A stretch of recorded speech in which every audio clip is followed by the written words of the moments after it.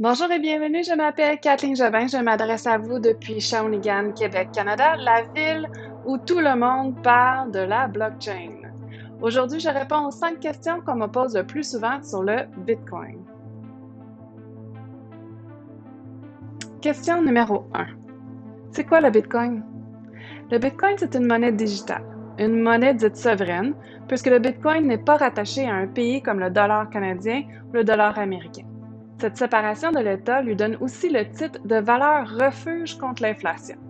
Cette propriété de valeur refuge est la raison pour laquelle on surnomme le Bitcoin l'or numérique. Question numéro 2. Le Bitcoin, est-ce que c'est légal? Oui, c'est légal. Les règlements qui entourent la monnaie digitale varient en fonction du pays. Pour la majorité des gouvernements, le Bitcoin est considéré un bien durable. Il est donc soumis aux réglementations et aux taxes sur le gain en capital. Je vous invite à regarder le lien que j'ai mis dans les remarques pour en savoir plus. Question numéro 3. D'où vient la valeur du Bitcoin? Le prix d'un Bitcoin, dans ses débuts, en 2009, était négocié sur des forums de discussion par ses premiers utilisateurs, majoritairement des cypherpunks.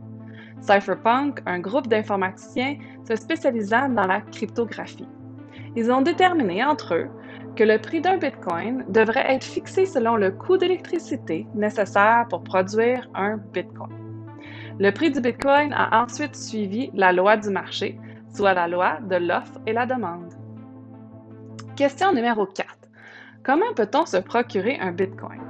Il y a plusieurs façons de se faire. La première est d'aller sur les sites d'échange et s'en procurer. Ces sites acceptent des dollars canadiens ou autres devises en échange de Bitcoin. Je vous mets des liens vers certains de ces sites dans les remarques ci-dessous. Deuxième moyen de se procurer un Bitcoin, c'est d'accepter des Bitcoins contre des biens et des services. Par exemple, je peux échanger avec un ami qui a du Bitcoin ou je peux m'inscrire sur des sites d'emploi du style pigiste qui rémunèrent mes services en Bitcoin. La troisième façon de se procurer un Bitcoin est moins évidente.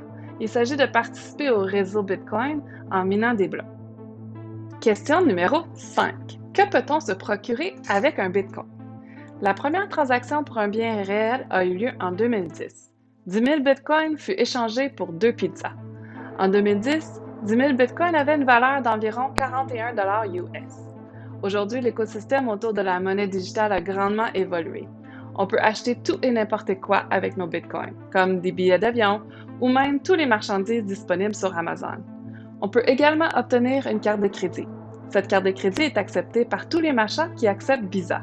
C'est donc pas si difficile de dépenser ces Bitcoins. Voilà, vous en savez maintenant plus sur le Bitcoin. S'il y a un concept ou un sujet qui vous intéresse, n'hésitez pas de me laisser un commentaire. À bientôt et restez curieux!